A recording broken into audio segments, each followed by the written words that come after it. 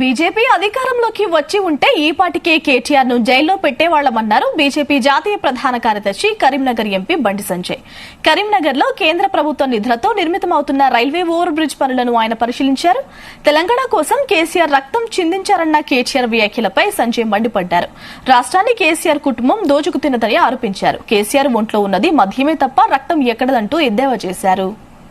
Bharatiya Janata party కార్యకర్తలు రక్తం చిందించారు. లాఠీ దెబ్బలు తిన్నాం, మేము జైల్లోకి వేయడం, రౌడీ షీట్స్ ఓపెన్ చేసారు, రాళ్ల దాడి చేసారు, కోడూరుతో దాడి చేసారు. కేసీఆర్ కుటుంబం ఒక ప్రాంతానికి వస్తుంటే భారతీయ జనతా పార్టీ కార్యకర్తలు 2 రోజుల పాటు నిర్బంధించారు. ఇవాళ ఒక్కొక్కరు భారతీయ జనతా పార్టీ కార్యకర్తలు 20-30 కేసులు పెట్టారు. ఇవాళ ఏ రక్తం చిందించాడు కేసీఆర్? సిగ్గుండాల ఆటోలకు మీరు రక్తం చిందిస్తే ఇంట్లో కూర్చోబెడతారు మిమ్మల్ని. ఇంకా అధికారంలో ఉన్న అహంకారం కేసీఆర్ కుటుంబంలో కూడా కేసీఆర్ కొడుకులు కూడా ఏమవుతుంది? ఇంకా అధికారంలో లేరు.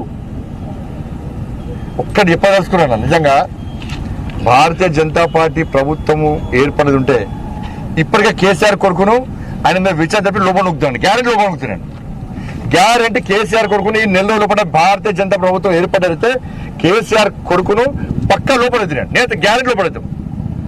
ఆయన చేసే అరాచకాలు, ఆయన పాల్పడ్డ అవినీతి ఇంత అంత కాదు, ప్రజలు పెట్టిన అరాచకాలు, భారతీయ జనతా పార్టీ కార్యకర్త పెట్టిన ఇబ్బందులను ఇప్పటికీ గుర్తొస్తాయి అవన్నీ కూడా.